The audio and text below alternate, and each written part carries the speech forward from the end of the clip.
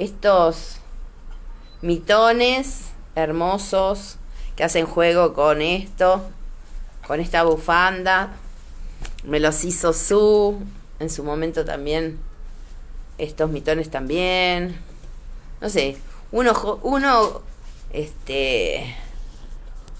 muestra sus joyitas, ¿eh?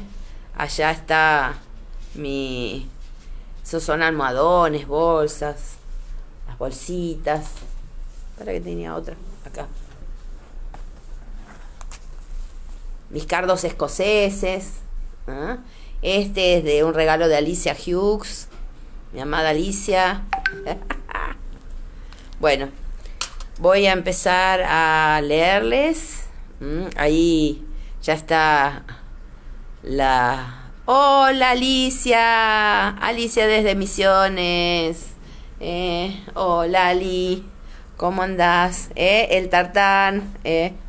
Alicia y yo nos conocimos, ya nos conocíamos de un grupo de WhatsApp de Outlanderas, pero bueno, las dos, Blanca López Dijano, nos entregó el tartán el mismo día. Así que bueno, voy a empezar a leerles porque, como verán, no sé si se nota, me corté el pelo para leerles ayer. Así que bueno, el capítulo de hoy es Un dulce beso. Y data Wilmington, colonia de Carolina del Norte, 18 de abril de 1777. Lindo número. El cuartel general de la Wilmington Gazette era fácil de encontrar. Las ascuas se habían enfriado, pero el tufo, demasiado familiar a quemado, seguía aún impregnando el aire.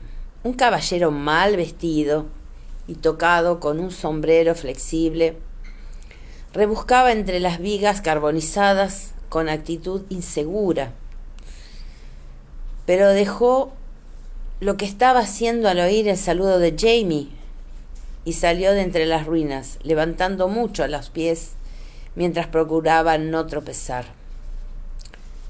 ¿Es usted el propietario del periódico, señor?, inquirió Jamie, tendiéndole una mano para ayudarlo por encima de un montón de libros medios quemados, desparramados en la entrada. Si es así, lo siento mucho. Oh, no, contestó el hombre limpiándose las manchas de hollín de los dedos con un pañuelo sucio que le pasó Jamie a continuación. El impresor era Amos Crop, pero se ha marchado. Se largó cuando quemaron la tienda. Yo soy Herbert Longfield. Soy el propietario del terreno.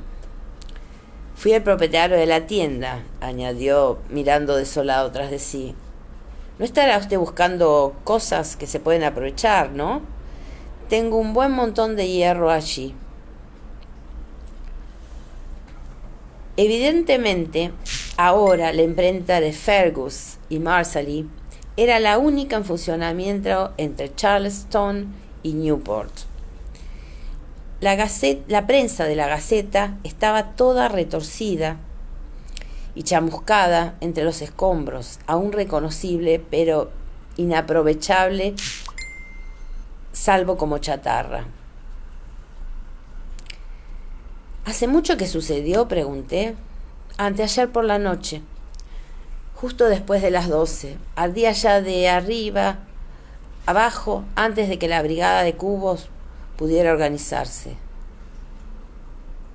¿Un accidente en el horno?, se interesó Jamie. Se inclinó y recogió uno de los panfletos desperdigados.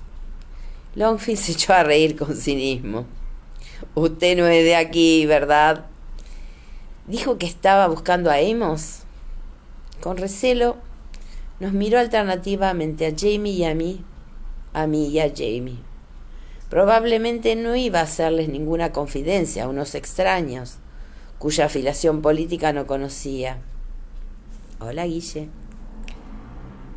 James Fraser, se presentó Jamie, tendiéndole la mano para estrechar la suya con fuerza. Ella es mi esposa Claire. ¿Quién los hizo? ¿Quién lo hizo? ¿Los hijos de la libertad? Longfield arqueó acusadamente las cejas. Desde luego no son ustedes de por aquí. Sonrió aún sin ningún atismo de alegría. Amos estaba a favor de los hijos. Quizá no fuera uno de ellos, pero pensaba como ellos. Ahora.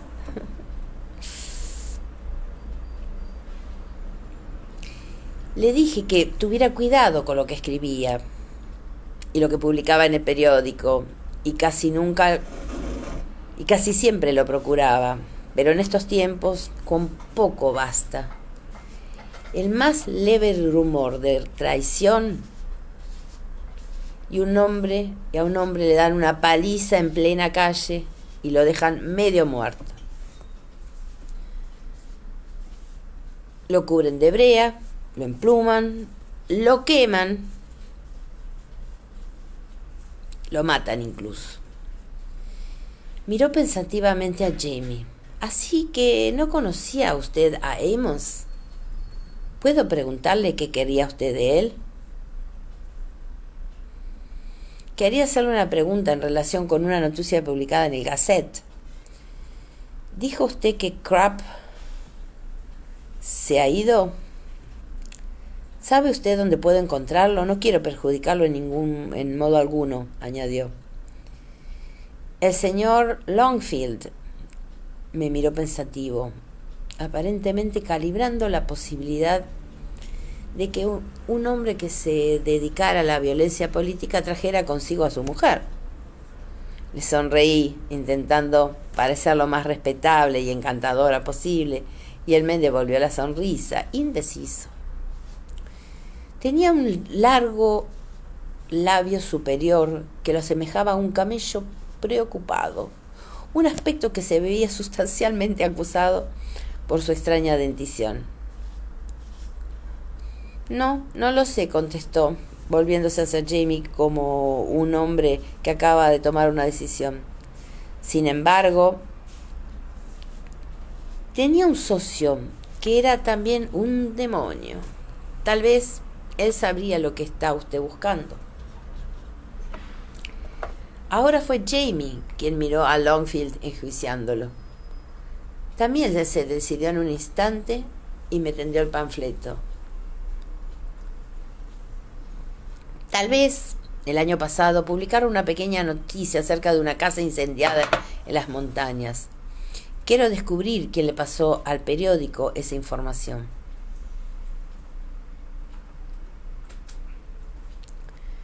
Longfield frunció el ceño, sorprendido, y se rascó el labio superior manchándose de hollín. Yo no me acuerdo de eso, pero bueno, le diré una cosa, señor. Pensaba ir a ver a George Humphreys, el socio de Amos, después de echarle una mirada a este lugar. Lanzó una mirada por encima del hombro al tiempo que hacía una mueca. ¿Por qué no viene conmigo? Y se lo pregunta.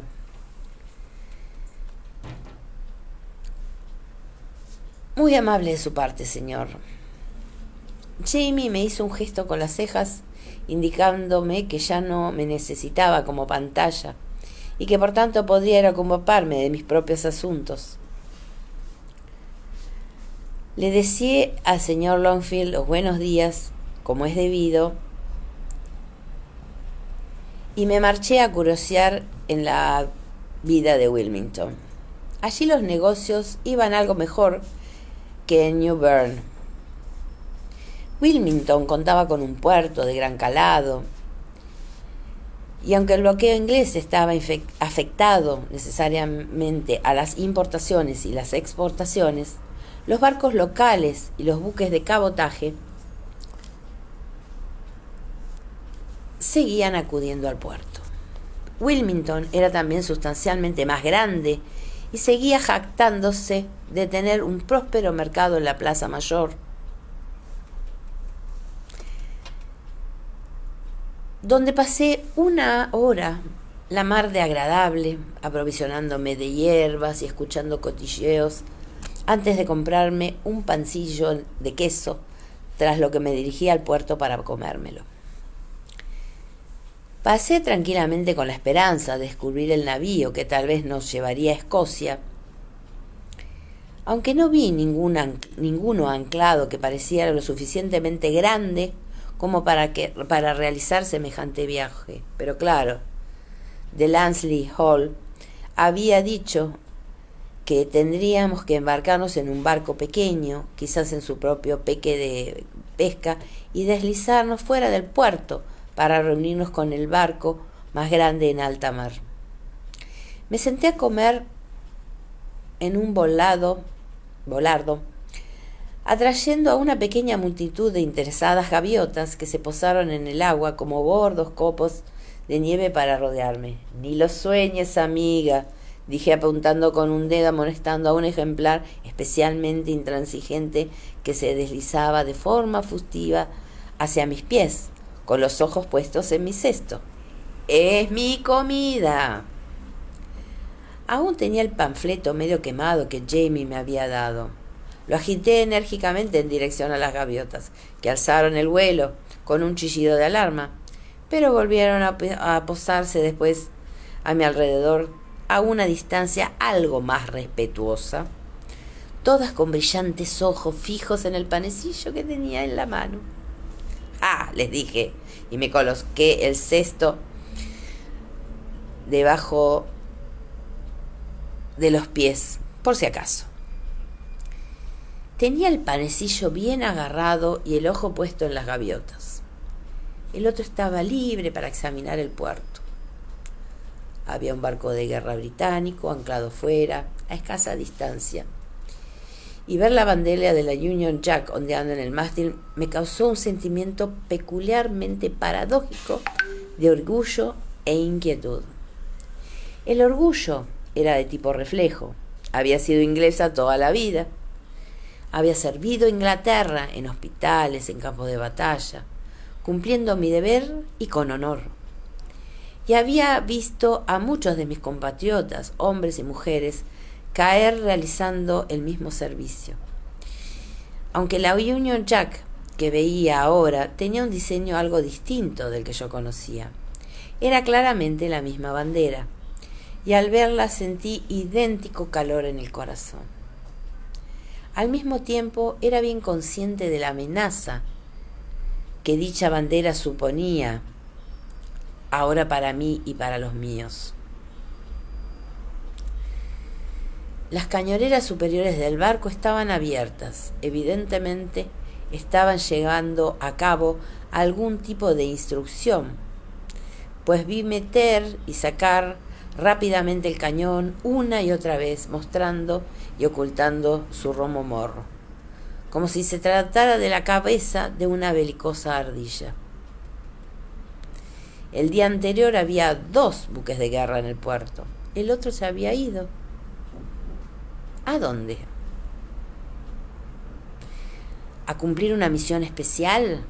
¿O simplemente a patrullar inquieto al otro lado de la bocana del puerto, listo para abordar, apresar, cañonear o hundir cualquier barco que pareciera sospechoso?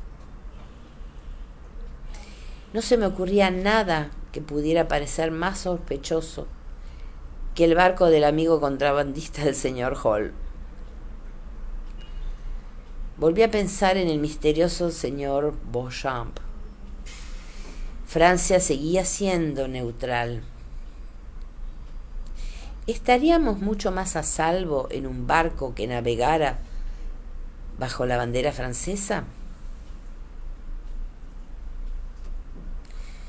¿Más a salvo de las depredaciones de la Marina británica, por lo menos? En cuanto a los motivos del propio Beauchamp, había aceptado a regañadientes el deseo de Fergus de no tener nada que ver con ese hombre, pero seguía preguntándome qué maldito interés podía tener Beauchamp en Fergus. También me preguntaba si podía ser que tuviera alguna relación con mi propia familia. Tato. Alicia, hola.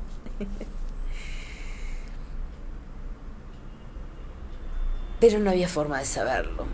sabía que el tío Lamb había elaborado... Ahí está, ahí apareció mi tejedora. Hola, Su.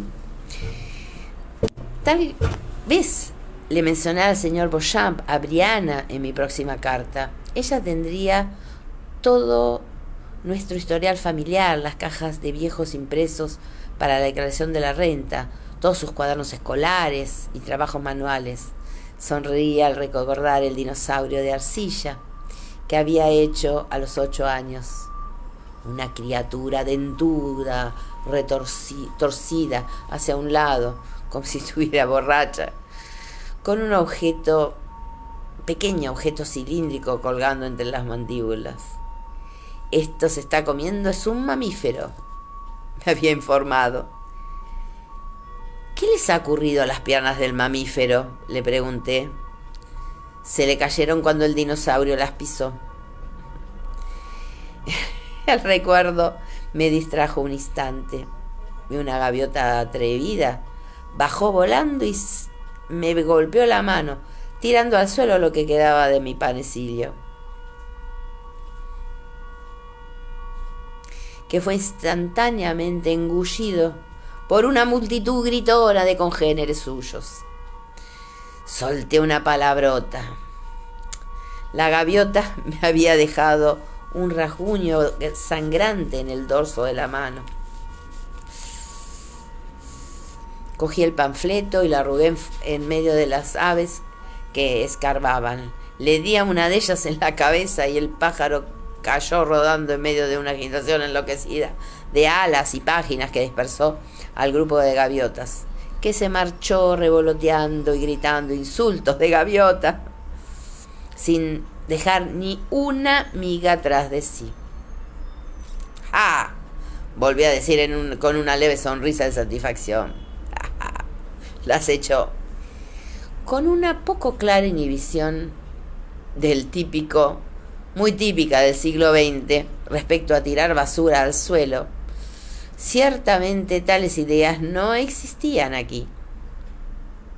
Recuperé el panfleto, cuyas hojas se habían desprendido en varias secciones, y volví a colocarlas en su sitio, formando un rectángulo desigual. Se titulaba Un examen de la piedad. Tenía un subtítulo que decía Reflexiones sobre la naturaleza de la compasión divina, su manifestación en el corazón humano y la instrucción en su inspiración para una mejora del individuo y de la humanidad.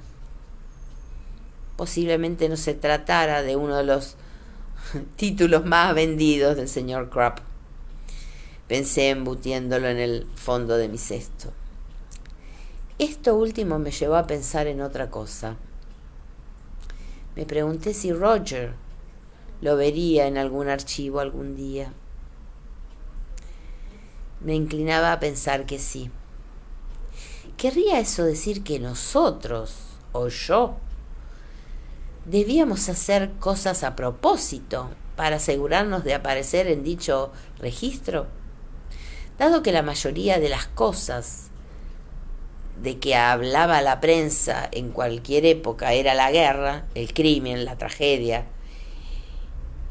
y demás desastres espantosos, me inclinaba por pensar que no. Mis escasos roces con la notoriedad no habían sido agradables. Y lo último que deseaba que Roger encontrara era una noticia diciendo que me habían colgado por robar un banco, que me habían ejecutado por brujería, o que unas gaviotas vengativas me habían picoteado hasta matarme. ¿Se imaginan? No, decidí. Sería mejor que solo le hablara a Brie del señor Beauchamp y de la genealogía de la familia Beauchamp. Y si Roger quería hurgar en ello, pues estupendo. Claro que nunca sabría si había encontrado al señor Percival en la lista, pero si era así, Jem y Mandy sabrían un poco más de su árbol genealógico.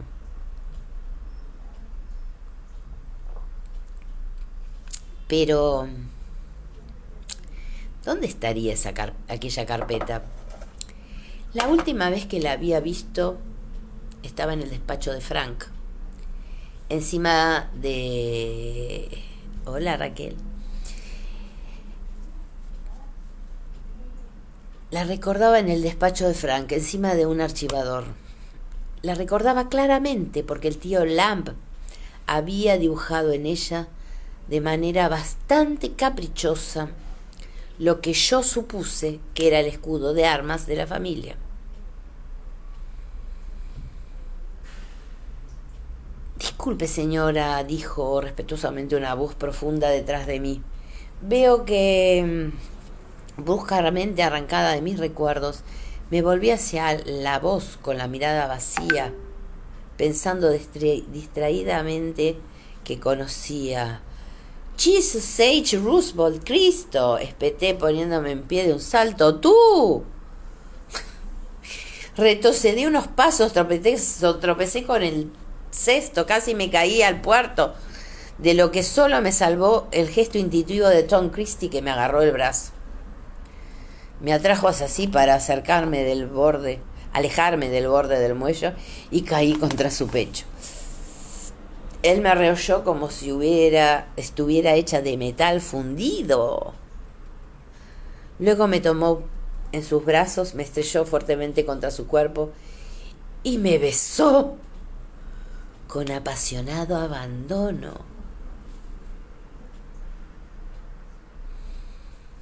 Separó sus labios de los míos, me miró a la cara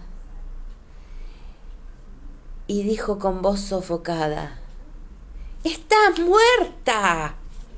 Bueno, no, repuse, aturdida con un enorme sentimiento de culpa. Te ruego me perdones, logró decir, dejando caer los brazos. Yo estaba tan blanco como un fantasma, por lo que casi pensé que él iba a caerse del puerto. Dudé que yo tuviera mucho mejor aspecto, pero por lo menos no me flaqueaban las piernas. Será mejor que te sientes, le dije. Yo aquí no, respondió con brusquedad. Tenía razón. El muelle era un lugar muy público y nuestro pequeño rencontre había llamado bastante la atención. Sí, Dios mío, qué beso. Un par de trabajadores del puerto nos miraba con descaro, propinándose codazos el uno al otro. Éramos el centro de las miradas, no mucho menos obvias, de la multitud de comerciantes, marinos y trabajadores de los muelles que iban y venían ocupándose de sus cosas. Hola, a las dos Patricias. Estaba empezando a recuperarme de la impresión, lo bastante como para pensar. ¿Tienes una habitación o no? No sería buena idea, ¿verdad? Ya me estaba imaginando el tipo de historias que correrían por la ciudad en pocos minutos después que abandonáramos los muelles. Si nos marchábamos de allí y nos íbamos a la habitación del señor Christie. En esos momentos solamente podía pensar en él como el señor Christie. La taberna, dijo con firmeza. Vamos. La taberna de Simon se encontraba a escasos minutos de distancia. Le dirigí, no obstante, alguna que otra mirada, tanto para asegurarme que no era un fantasma, como para hacerme una idea de cuál era su situación actual. Esta última parecía tolerable. Iba decentemente vestido, con un traje gris oscuro y una camisa de lino limpia.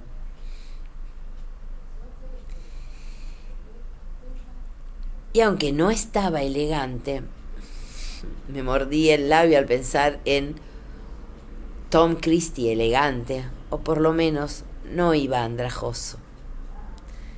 Por lo demás, no había cambiado mucho desde la última vez que lo vi. No, me corregí, en realidad tenía mucho mejor aspecto. Lo había visto agotado en extremo por el dolor destrozado por la tragedia de la muerte de su hija y las complicaciones que surgieron a continuación. Lo había visto por última vez en el Cruiser, el barco británico en el que el gobernador Martin se había refugiado cuando lo sacaron de la colonia hacía casi 2 años. En aquella ocasión el señor Christie había declarado, en primer lugar, su intención de confesar el asesinato de su hija, del que me acusaban a mí. En segundo, que me amaba. Y en tercero, que quería que lo ejecutaran en mi lugar.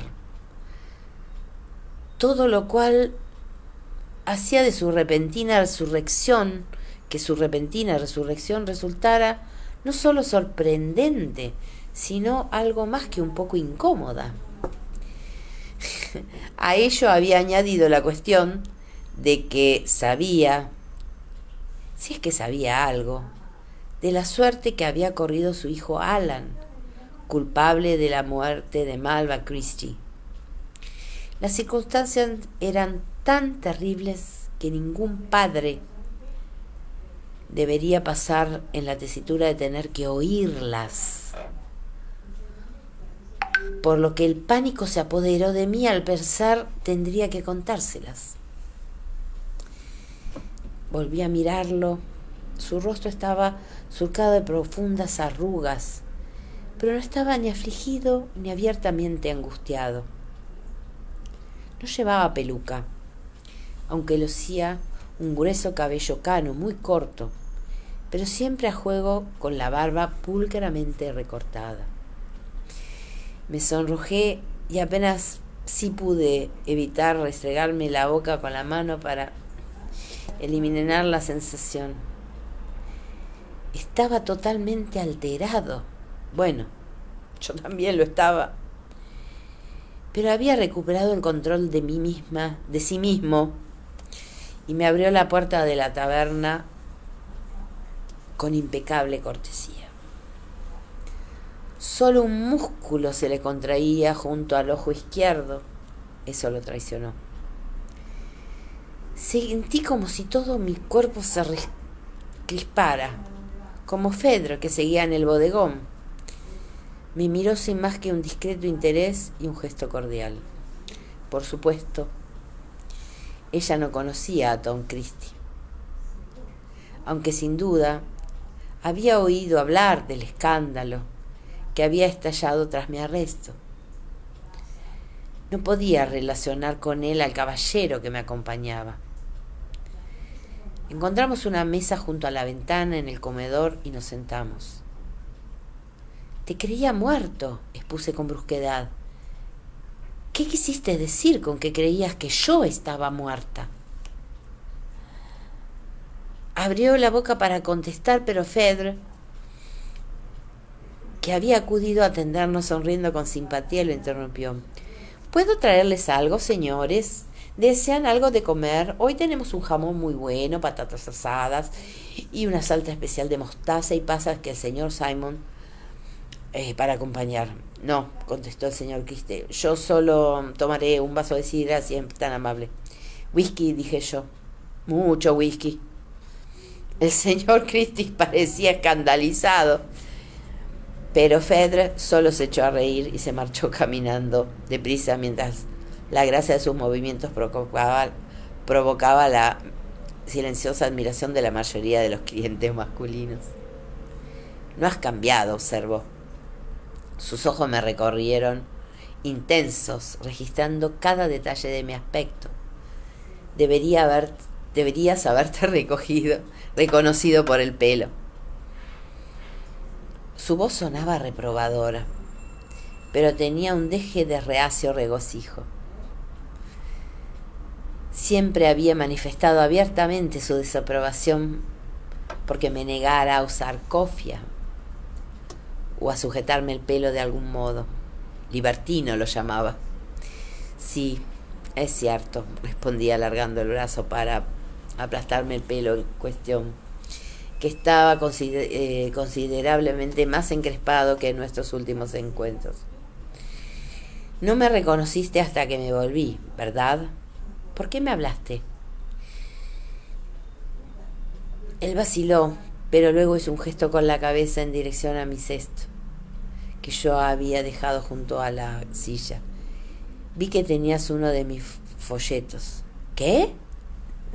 Dije sin comprender, pero miré hacia donde había mirado él y vi el panfleto chamuscado sobre la compasión divina, que sobresalía de debajo de una col. Me incliné, tiré de él y observé ahora por primera vez el nombre del autor, por el señor T.W. Christie, Universidad de Edimburgo. ¿Qué significa la W? Inquirí volviendo a dejarlo. Él parpadeó. Warren, contestó con considerable brusquedad. ¿De dónde has salido, por el amor de Dios? Mi padre decía siempre que me había encontrado en el jardín bajo una hoja de col. Respondí con impertinencia. ¿O te refieres a hoy? Si es así, del King's Arms. Comenzaba a parecer menos impresionado y su irritación habitual por mi falta de decoro femenino iba devolviéndole a su rostro sus severas arrugas de siempre. No te burles, me dijeron que habías muerto, repuso acusador, que tú y toda tu familia habías ardido en un incendio. Fedre, que nos estaba sirviendo las bebidas, me miró, arqueando las cejas. No pareces estar muy chamuscada por los bordes, señor, si me permite mencionarlo. Gracias por la observación, dijo él en voz baja. Fedre intercambió conmigo una mirada divertida y volvió a marcharse mirando la cabeza. ¿Quién te lo dijo? Un hombre llamado McCreary. No debí de dar muestras de saber de quién me estaba hablando, pues añadió, de Brownsville. Lo conocí allí, en Wilmington, quiero decir, a finales de enero. Dijo que acababa de llegar de las montañas y me contó lo del incendio. ¿De verdad hubo un incendio?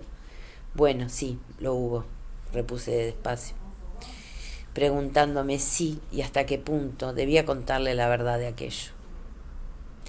Muy poca cosa, decidí, estando en un lugar público. En tal caso, tal vez fuera el señor McCreary quien puso el anuncio acerca del incendio en el periódico. Aunque no es posible.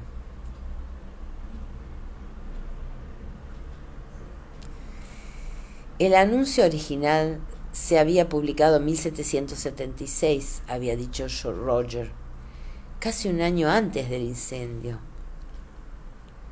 Lo puse yo, señaló Christie.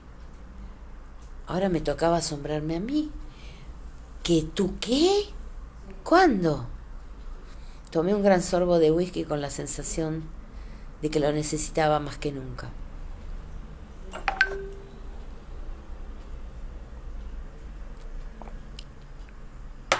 Evidentemente, después de enterarme,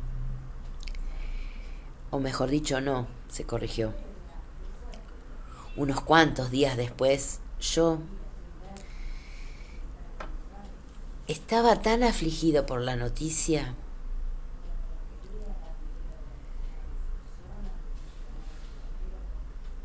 añadió bajando los ojos y apartando la vista de mí por primera vez desde que nos sentamos. Lo siento, repuse, bajando la voz con sentimiento de culpa. Aunque, ¿por qué debía sentirme culpable? Por no haberme quemado. Se aclaró la garganta. Sí, bueno, me pareció que debía de hacer algo. Anunciar formalmente tu fallecimiento. Cuando levantó la vista y me miró directamente con sus ojos grises, no podía soportar la idea que vosotros, todos vosotros, añadió, aunque se trataba a todas luces de un pensamiento de última hora, hubierais desaparecido simplemente de la faz de la tierra,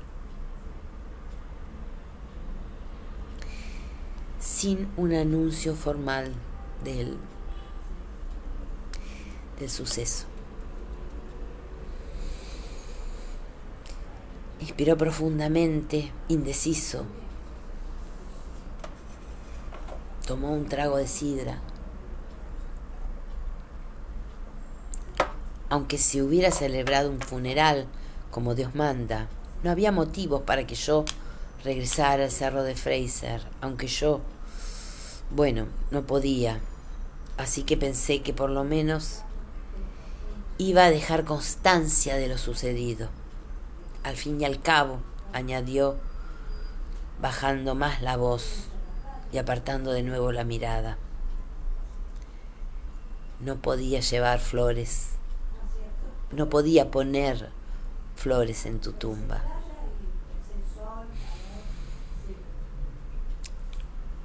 El whisky me había tranquilizado un poco, pero también me quemaba la garganta y hacía que me costara hablar cuando estaba embargada por la emoción. Alargué el brazo y le toqué brevemente la mano. Luego carraspeé, encontrando momentáneamente un terreno neutral. ¿Y tu mano? Inquirí. ¿Cómo está? Me miró sorprendido, pero las tensas arrugas de su rostro se suavizaron ligeramente. Muy bien, gracias, ¿ves? Volvió su mano derecha, mostrándome una cicatriz en forma de seta en la palma, bien curvada, pero aún tierna. Déjame ver, tenía la mano fría. Fingiendo despreocupación, la tomé en la mía y la volví, doblando los dedos para comprobar su flexibilidad y su grado de movilidad. Tenía razón. Estaba bien, el movimiento era casi normal.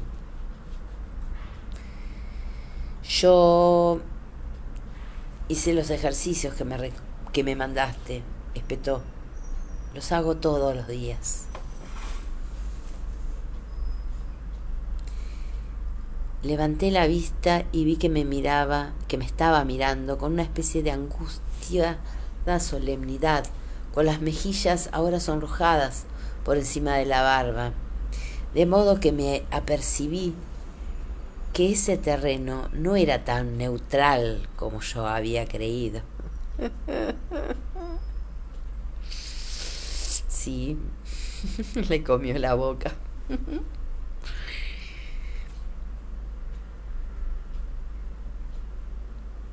Antes de que pudiera soltarle la mano, ésta se volvió en la mía, cubriéndome los dedos sin aprisionarlos, pero lo bastante fuerte como para que no pudiera librarme sin un esfuerzo perceptible.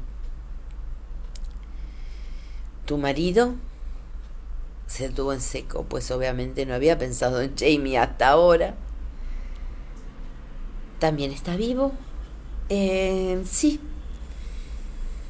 Dicho sea en su honor, no hizo mueca alguna al recibir la noticia, sino que meneó la cabeza suspirando. Me alegro de oírlo.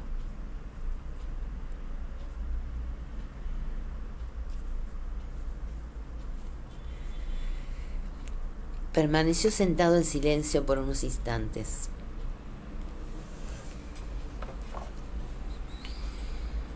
Mirando la sidra que no había bebido. Seguía sujetándome la mano. Sin levantar la vista, dijo en voz baja: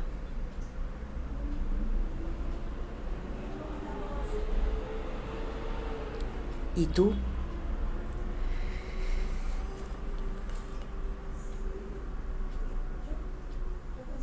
Él lo sabe,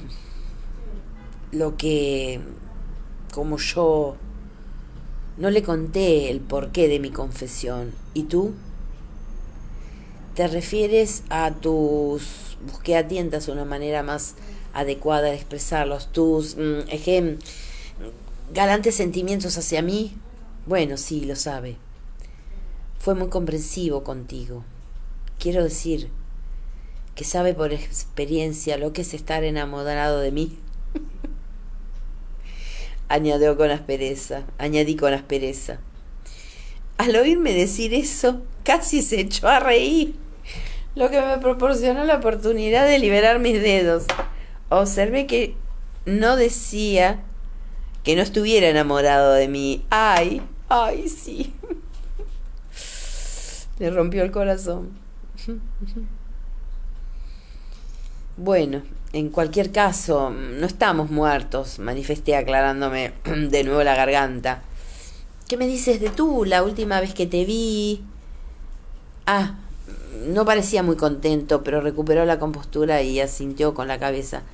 Cuando abandonaste el cruiser con tanta precipitación, el gobernador Martin se quedó sin amanuense. Al descubrir que yo estaba alfabetizado hasta cierto punto, se le crispó ligeramente la boca y que podía escribir con buena letra, gracias a tu ayuda, hizo que me sacaran de la cárcel. Eso no me sorprendió. Completamente alejado de su colonia, el gobernador Martin se había obligado a ocuparse de sus asuntos desde el diminuto camarote del capitán de navío inglés en el que se había refugiado. Por fuerza, tales asuntos consistían íntegramente en cartas que había que redactar, escribir en sucio y después pasar a limpio, y de las que luego había que hacer varias copias. En primer lugar, se necesitaba una copia para los archivos del propio gobernador, luego otra para cada persona de entidad que tuviera algún interés en el tema abordado en la carta. Y por último, había que hacer varias copias adicionales de todas las cartas que se mandaban a Inglaterra o a Europa, porque se mandaban en varios barcos distintos, con la esperanza de que al menos una de ellas llegara a su destino si las otras se hundían con la embarcación. Eran interceptadas por piratas o corsarios o se perdían por el camino. Me dolía la mano solo al recordarlo. Las exigencias de la burocracia en los tiempos anteriores a la magia de Xerox me habían evitado pudrirme en una celda. No era de extrañar que hubieran librado también a Tom Christie de un encarcelamiento atroz. Me acordaba de la fotocopiadora. ¿Ves? Dije, bastante complacida. Si no te hubiera curado la mano, probablemente te habrían ejecutado al instante, o por lo menos te habrían mandado de vuelta a la orilla y te habrían encerrado en alguna mazmorra.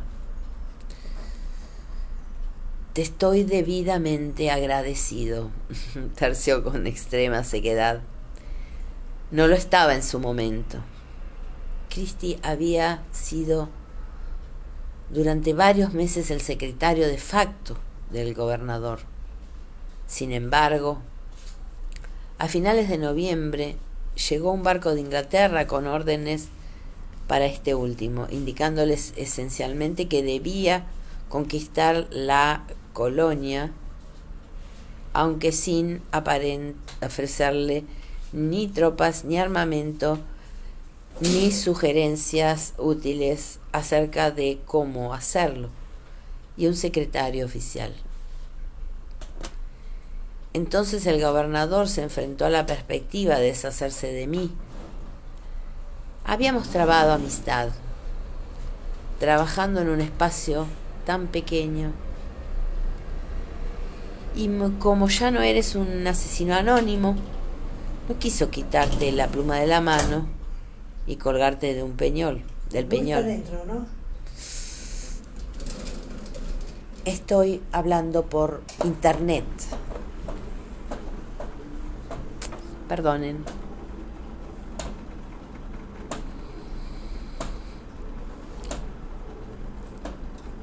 Entonces el gobernador se enfrentó a la perspectiva de deshacerse, Yamila, de mí. Habíamos trabado amistad trabajando en un espacio tan pequeño. Y como ya no eres un asesino anónimo, no quiso quitarte la pluma de la mano y colgarte del peñol.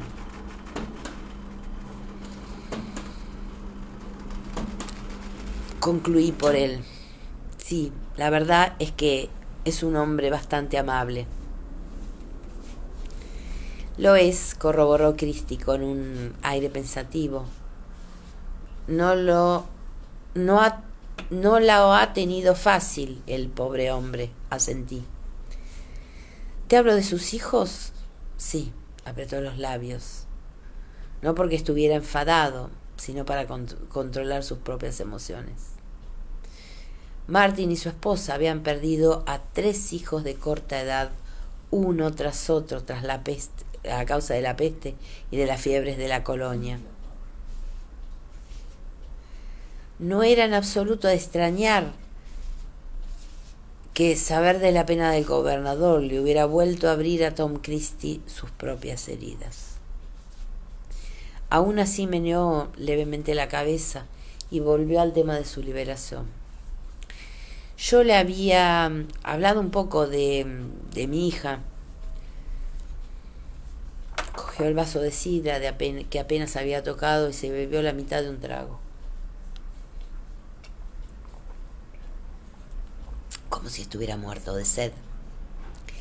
Le advertí en privado que mi confesión había sido falsa, aunque también afirmé que estaba seguro de tu inocencia.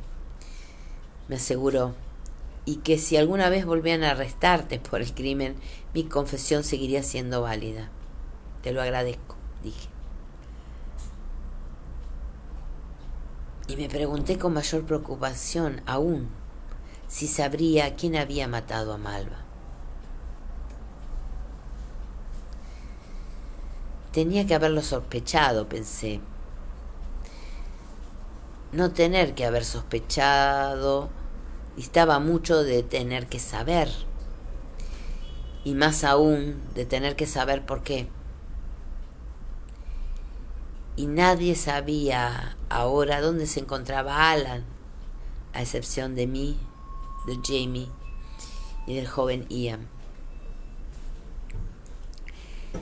El gobernador Martin recibió esa admisión con cierto alivio y decidió que lo único que podía hacer en tales circunstancias era dejar a Christie en tierra para que se preocuparan de él las autoridades civiles.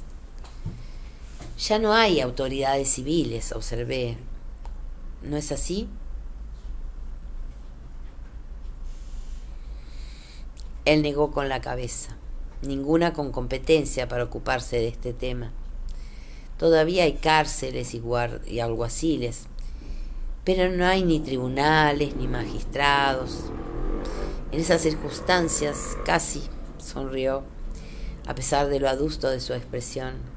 Consideré una pérdida de tiempo intentar encontrar a alguien a quien entregarme.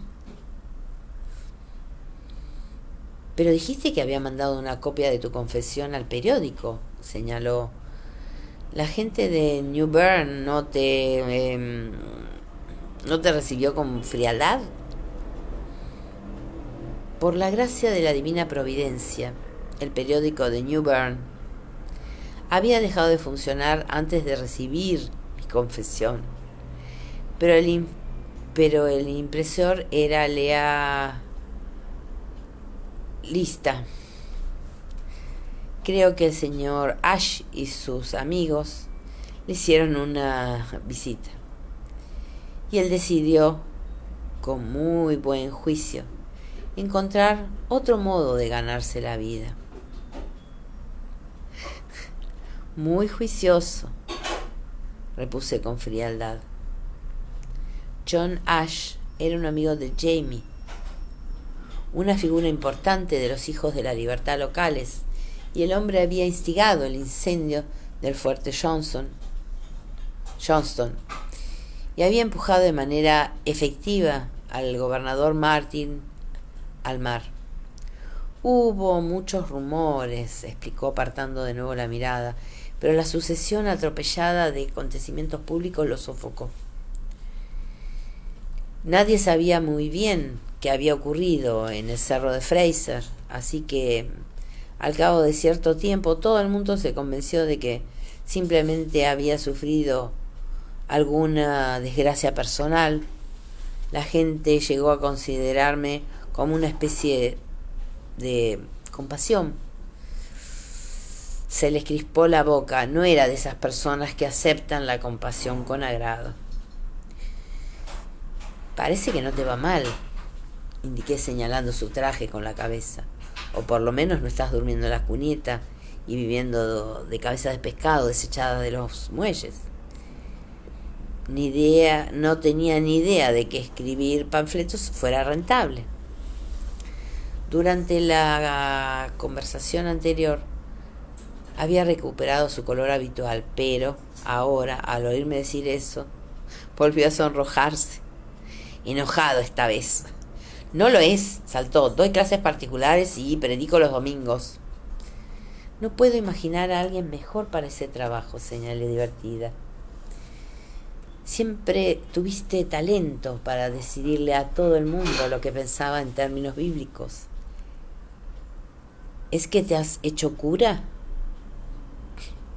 Se puso más colorado, pero refrenó la ira y me contestó con voz serena.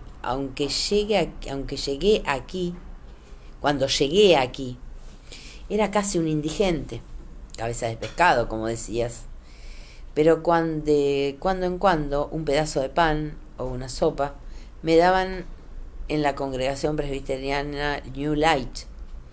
Acudía allí para comer, pero me quedaba durante el servicio por cortesía. Así fue como oí un sermón que pronunció el reverendo Peterson.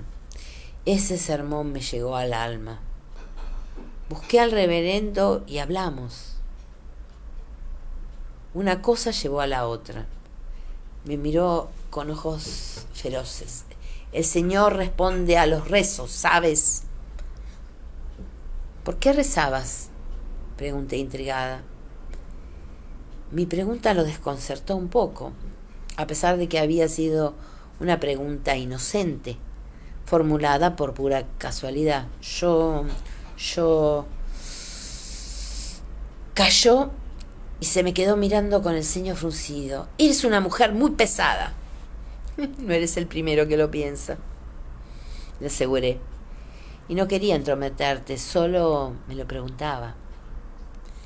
Me di cuenta de que el impulso de levantarse y marcharse batallaba con la compulsión de dar testimonio de lo que había sucedido. Pero era un hombre testarudo y se quedó.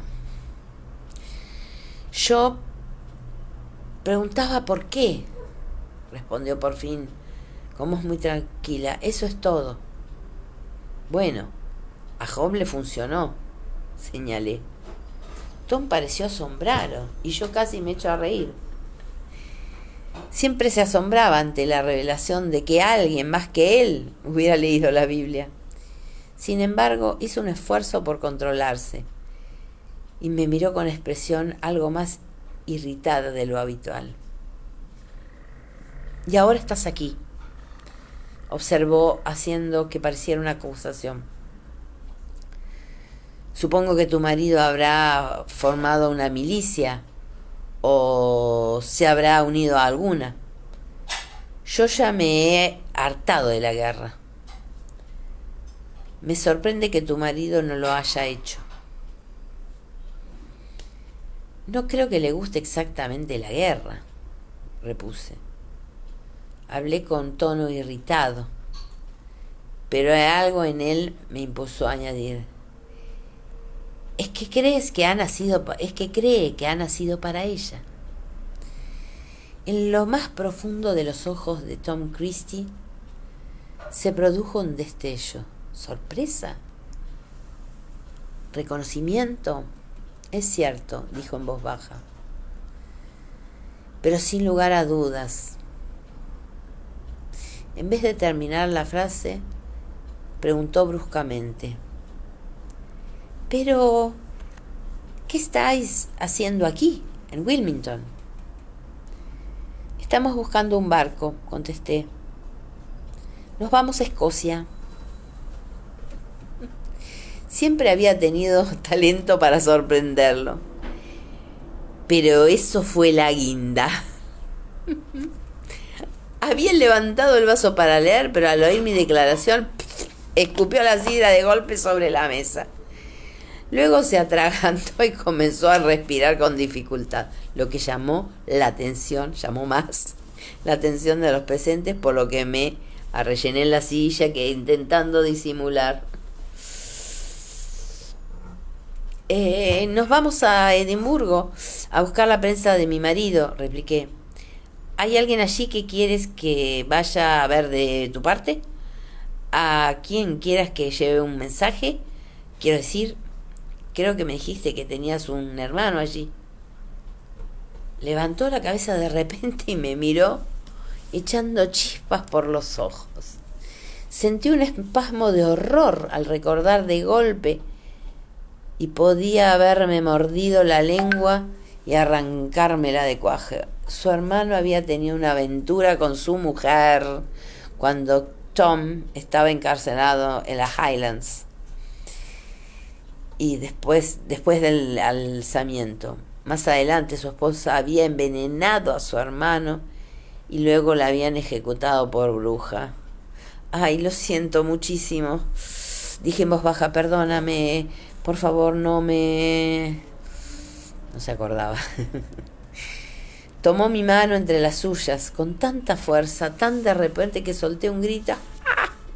Y varias cabezas se volvieron curiosas en mi dirección. Él no hizo caso, pero se inclinó hacia mí por encima de la mesa.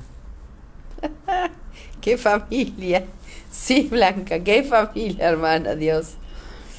Ay, Dios.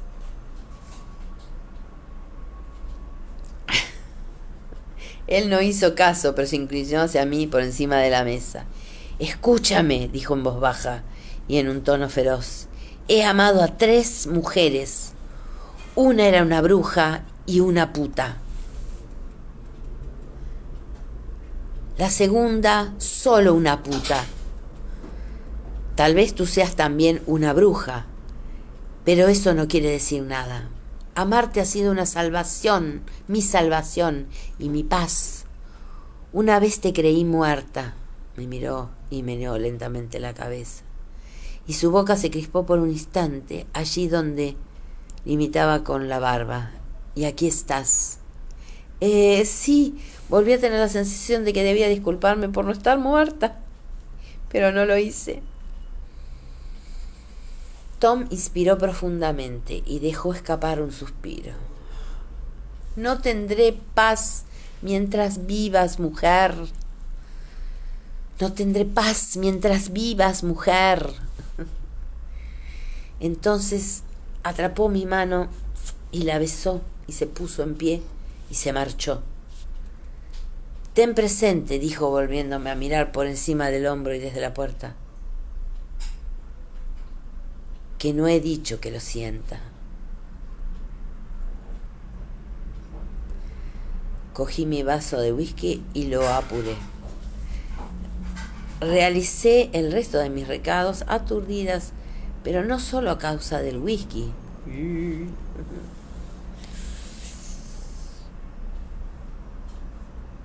No tenía ni idea de qué pensar de la resurrección de Tom Christie, pero me había alterado profundamente. Sin embargo, lo cierto es que no parecía que pudiera hacer nada respecto a él. Así que me dirigí a la tienda de Stephen Murray, un herrero de Fife, para encargarle un par de tijeras quirúrgicas.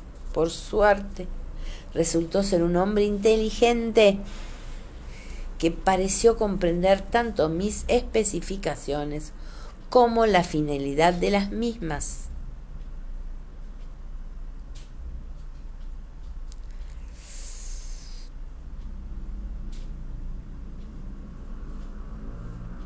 Y prometió tenerme las tijeras listas. Al cabo de 3 días, animada por ello, aventuré otro encargo algo más problemático. ¡Agujas! Morra frunció sus cejas blancas con asombro. No necesita un platero para... No son agujas de coser. Estas son más largas, bastante finas, sin ojo. Son para uso médico. Y me gustaría que las fabricaras con esto. Abrió unos ojos como platos cuando dejé sobre el mostrador lo que parecía ser una pepita de oro del tamaño de una nuez. De hecho, se trataba de un pedazo de uno de los lingotes franceses, cortado de un tajo, sorprendido en su masa, en una masa informe a martillazos, no podía parecer un lingote, y reforzado después, rebozado después en tierra para disimularlo. Mi marido lo ganó jugando a las cartas, dije. Expliqué en un tono de orgullo y disculpa que parecía inapropiado para semejante confesión. No quería que nadie pensara de que había oros en el cerro de Fraser.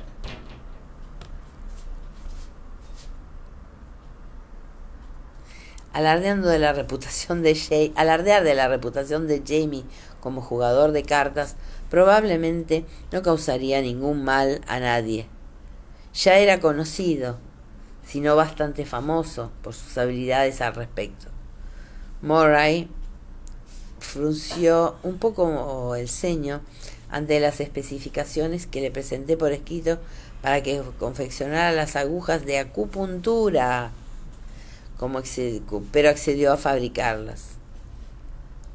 Afortunadamente, no parecía haber oído hablar nunca de las muñecas de vudú. De lo contrario, tal vez me habría resultado un poco más difícil. Con la visita al platero y un rápido recorrido por la plaza del mercado para comprar cebolletas, queso, hojas de menta y cualquier otra cosa disponible en materia de hierbas, regresé a King's Arms a finales de la tarde. Jamie estaba jugando a las cartas en el bodegón mientras el joven Ian miraba por encima de su hombro, pero me vio entrar y pasándole su mano a Ian, vino a cogerme el cesto y me siguió escaleras arriba hasta nuestra habitación. Me volví en la misma puerta, pero antes de que pudiera decir nada, él manifestó: sé que Tom Christie está vivo. Me lo encontré en la calle. Y me besó, le solté. Sí, ya lo he oído. También.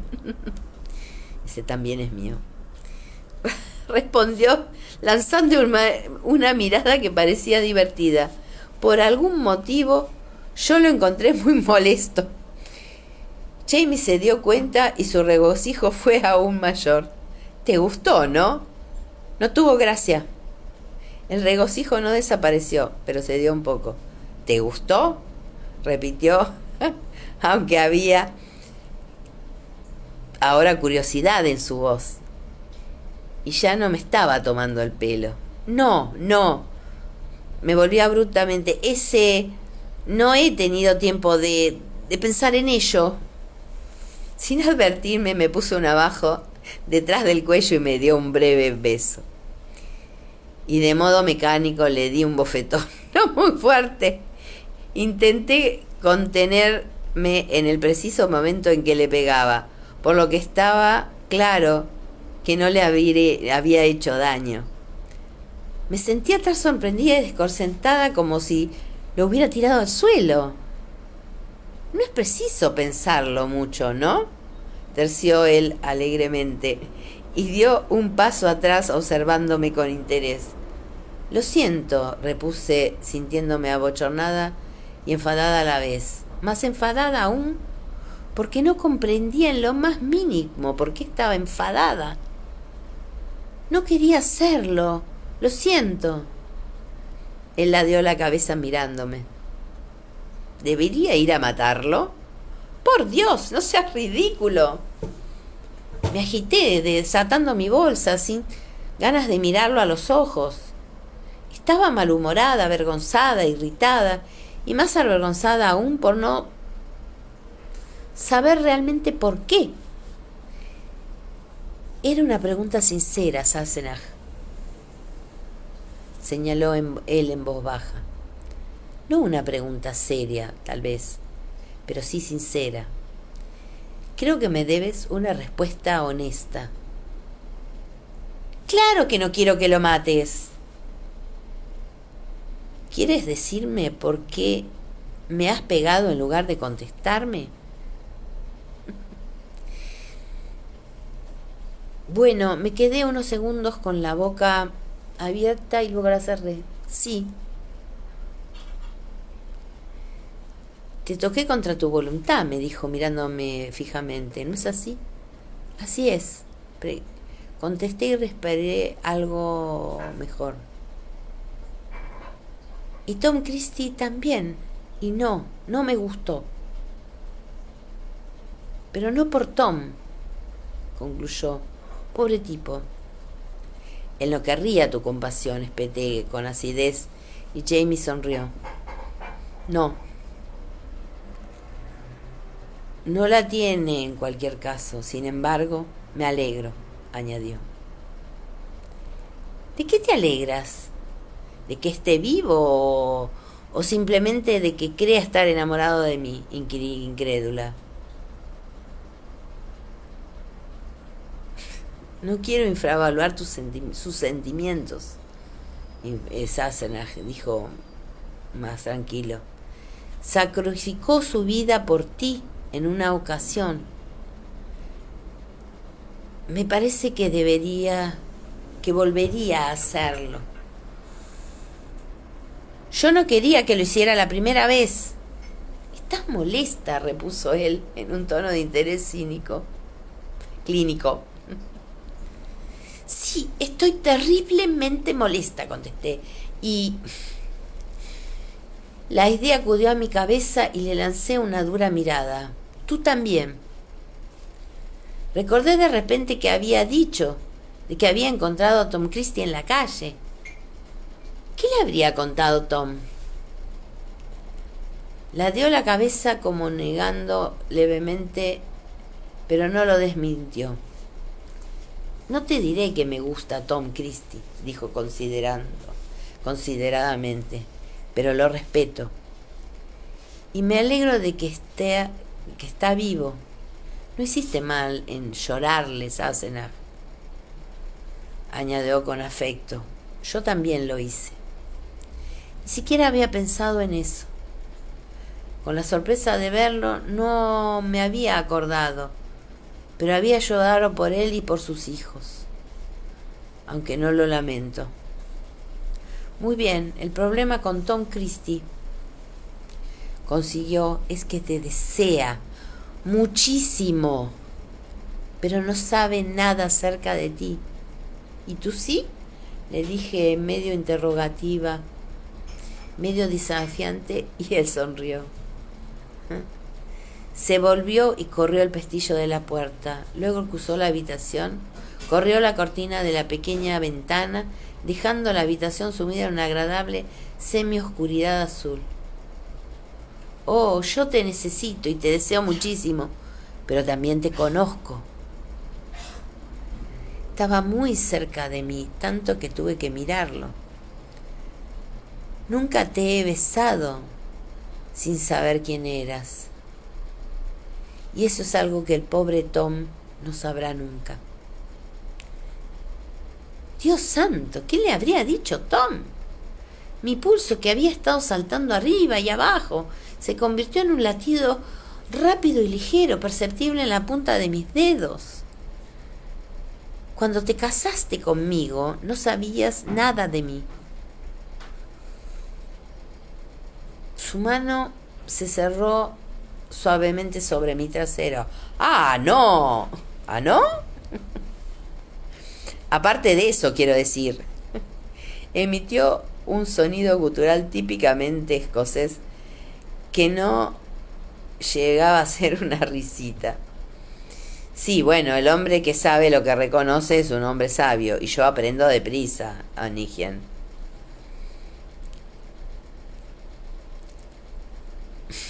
Me atrajo hacia sí, con suavidad, y me besó con atención y ternura, con conocimiento y con pleno consentimiento de mi parte. Ese gesto no borró el recuerdo del abrazo apasionado y torpe de Tom Christie, y pensé que no era este el objetivo. El objetivo era mostrarme la diferencia. No es posible que estés celoso, observé al momento después. Sí lo es, respondió él sin bromear. No es posible que pienses... No lo pienso. Bueno, pues... Sus ojos se veían tan oscuros como el mar en la oscuridad, pero su expresión era perfectamente legible. Por lo que el corazón me latió más aprisa. Sé lo que sientes por Tom Christie. Él me dijo claramente lo que siente por ti. ¿Verdad que sabes que el amor no tiene nada que ver con la lógica, Sassenach? ¿Cómo sabía reconocer una pregunta retórica cuando la oía? No me molesté en contestar, sino que alargué el brazo y le desabroché cuidadosamente la camisa. No podía decir nada razonable sobre los sentimientos de Tom Christie, pero tenía otro lenguaje con el que expresarme. Su corazón latía con rapidez. Lo sentía como si lo tuviera en la mano. El mío también latía aprisa, pero respiré profundamente y hallé consuelo en la cálida familiaridad de su cuerpo, el suave encrespamiento del pelo color canela de su pecho, y la piel y la carne de gallina que se levantaba bajo mis dedos. Mientras estaba inmersa en esas sensaciones, deslizó sus dedos entre mis cabellos, separó un mechón y se puso a observarlo con aire apreciativo. Todavía no se ha vuelto blanco, supongo. Por tanto, aún me queda un poco de tiempo antes de que te vuelvas demasiado peligrosa, como para que te lleve a la cama. ¿Peligrosa? Eso es, repuse, comenzando a desabrocharle los botones del pantalón. Deseé que llegara puesto el kilt. ¿Qué es lo que piensas exactamente que podría hacerte en la cama? Se rascó el pecho, pensativo, y se frotó distraído el pequeño vértigo de cicatriz, allí donde se había arrancado la marca de Jack Randall de la carne. Bueno, hasta ahora me has arañado, mordido, apuñalado más de una vez y... Yo no te he apuñalado. También lo has hecho, me informó. Me apuñalaste por la espalda con tus horrorosas agujitas. 15 veces. Las conté. Y luego otras 12 veces en la pierna con los colmillos de una especie de cascabel. Estabas salvándote la vida, maldita sea. No he dicho lo contrario, ¿verdad? Pero no me negarás que te gustó. ¿A qué no? Bueno. Cuando lo hice con los colmillos de la serpiente de cascabel, no tanto.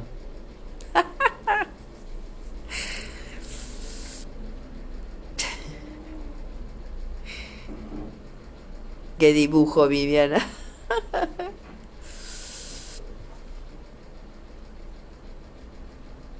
En cuanto a mis agujas hipodérmicas, se me crispó la boca y a mi pesar. Te lo merecías. Me dirigió una mirada de profundo cinismo. Y no duele nada, ¿verdad? Además, estabas hablando de las cosas que te he hecho en la cama, intervine, volviendo limpiamente a la cuestión. Las inyecciones no cuentan. Estaba en la cama. Yo no.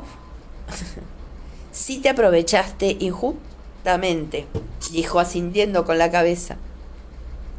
Pero no lo utilizaré contra ti. Me había quitado la chaqueta y ahora estaba ocupado deshaciendo mis lazos, concentrado con la cabeza baja. ¿Qué te parecería que yo estuviera celosa? Le pregunté a su coronilla. Me encantaría, contestó echándome el aliento caliente sobre la piel desnuda.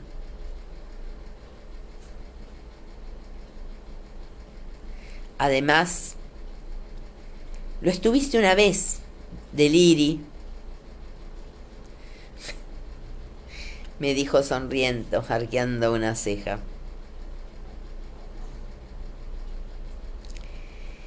¿Es que aún lo estás? Le di un bofetón, esta vez con intención de hacerle daño. Podría haberme frenado, pero no lo hizo. Sí, eso es lo que pensaba, dijo sacándose un ojo lagrimoso. ¿Te acostarás conmigo entonces? ¿Seremos solo nosotros dos? Añadió. Qué difícil. Era tarde cuando me desperté. La habitación estaba a oscuras, aunque una rajita de cielo desvaído asomaba por encima de la cortina. Nadie había prendido el fuego y la estancia estaba helada, pero me sentía cómoda y calentita, acurrucada contra el cuerpo de Jamie. Él se había vuelto de su lado y me adherí a la curvatura de su espalda y puse mi brazo sobre su pecho, sintiendo el suave movimiento de su respiración. En efecto, habíamos sido solo él y yo. Sí, fuego. Al principio había temido que el recuerdo de Tom Christie y de su inoportuna pasión pudiera interponerse entre nosotros, pero Jamie, pensando evidentemente lo mismo, había decidido evitar todo eco del abrazo de Tom que pudiera recordármelo, y había comenzado por el otro extremo, besándome los dedos de los pies. No me acordaba. Dado el tamaño de la habitación y el hecho de que la cama estaba estrechamente encajada en una punta, se había visto obligado a ponerse a horcajadas sobre mí para poder hacerlo. Y encontrar debajo de un escocés desnudo, combinado con el hecho de estar viéndolo desde atrás, también mientras me mordisqueaba los pies, había bastado para quitarle a cualquier otra cosa de la cabeza. Sin embargo, ahora me encontraba caliente, segura y tranquila. ¿En qué sentido diría ella caliente? ¿Por el frío?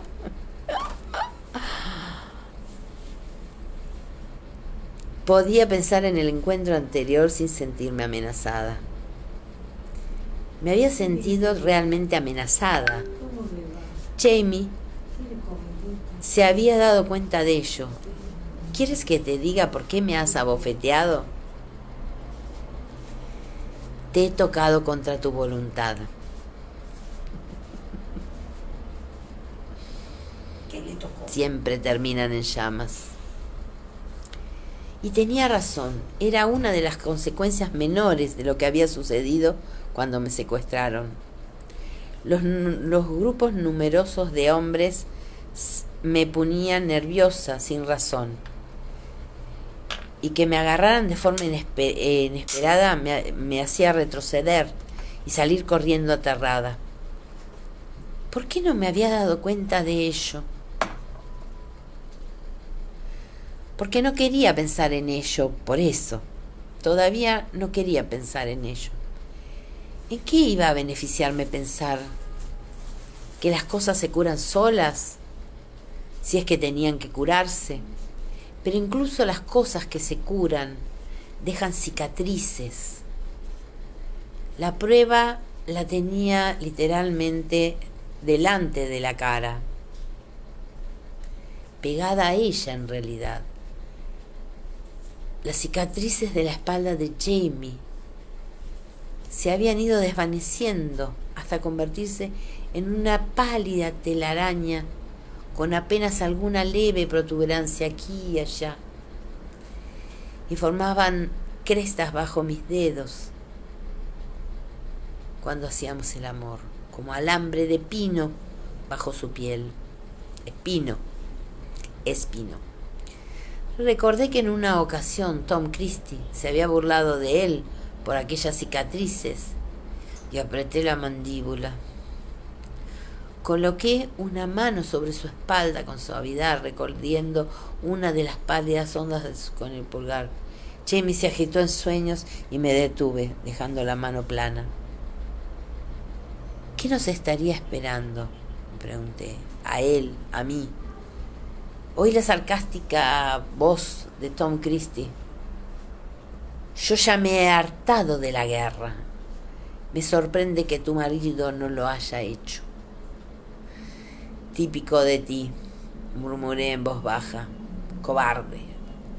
A Tom Christie lo habían metido en la cárcel por jacobita. Y era jacobita. No era un soldado.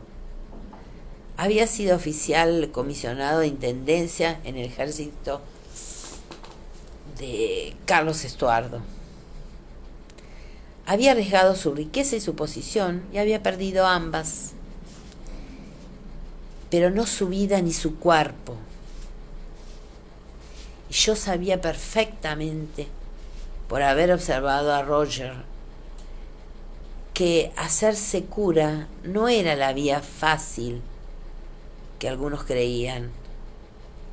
Tampoco Roger era un cobarde, por lo que me pregunté cómo encontraría su camino en el futuro. Me di media vuelta en la cama, inquieta. Estaban preparando la cena.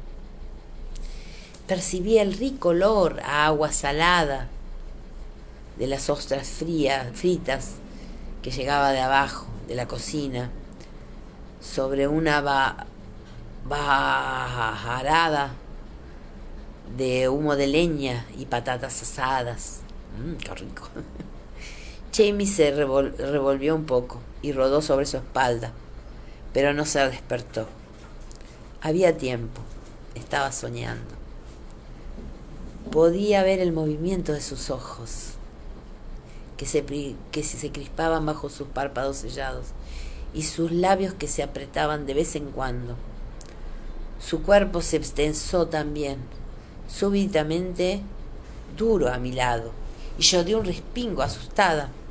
Él dejó escapar un profundo gruñido gutural, y su cuerpo se arcó con esfuerzo. Profería ruidos estrangulados, aunque yo no sabía si en su sueño gritaba o chillaba, y no tenía manera de averiguarlo.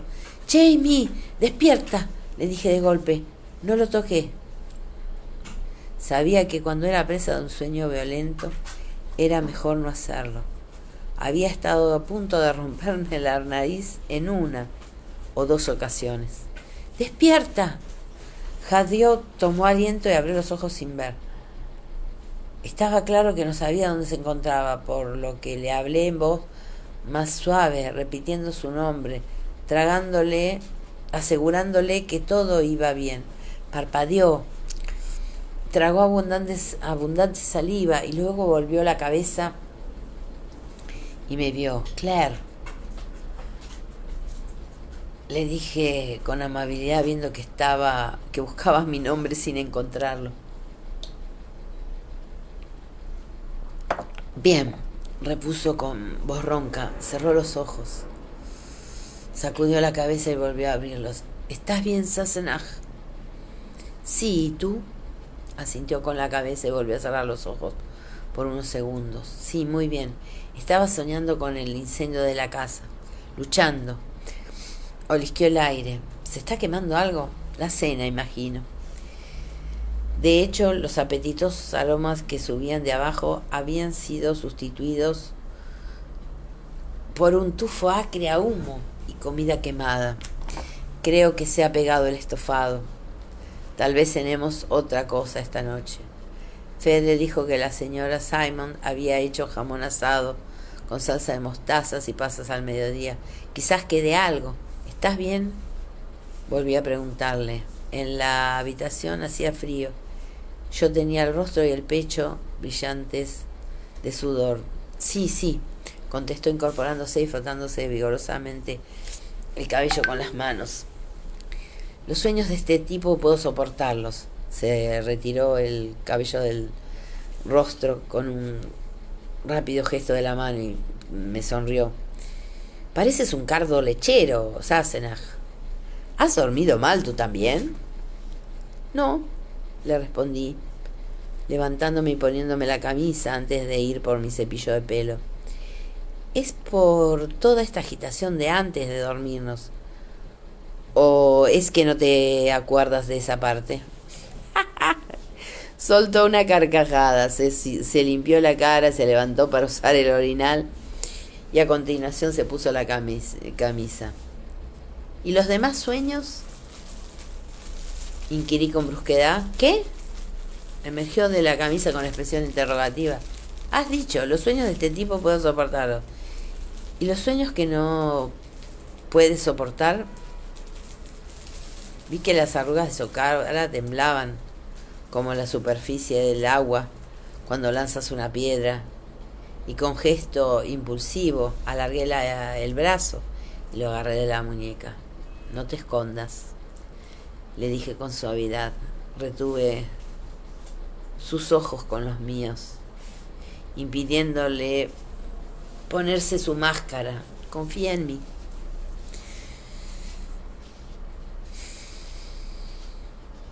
Entonces apartó la mirada, pero solo para recuperar la compostura. No se escondió. Cuando volvió a mirarme, seguía ahí, en sus ojos, confusión, vergüenza, humillación y los vestigios de un dolor reprimido durante mucho tiempo. A veces sueño, explicó titubeando, cosas que me hicieron contra mi voluntad. Respiró por la nariz, profundamente exasperado. Y me despierto con una erección y un latido en los huevos y me dan ganas de matar a alguien, comenzando por mí mismo, concluyó a toda prisa, haciendo una mueca. No sucede a menudo, añadió dirigiéndome una mirada breve y directa, y nunca recurriría a ti al despertarme de uno de esos sueños. Deberías saberlo. Le apreté la muñeca más aún. Quería decirle, podrías hacerlo, no me importaría, pues era la verdad, y antes lo había dicho sin dudar, pero ahora con mucho más conciencia, era mucho más consciente de las cosas, y si alguna vez había soñado con Harley Bubble o con el hombre del cuerpo pesado y blando, y me hubiera despertado del sueño sexualmente excitada, a Dios gracias no me había sucedido nunca. La verdad es que lo último que habría hecho jamás habría sido tomar esa sensación y volverme a ser Jamie y utilizar su cuerpo para purgarla. Gracias, respondí en voz baja. Por decírmelo, añadí. Y por el cuchillo. Él asintió con un gesto y se volvió a coger sus pantalones. Me gusta el jamón, observó.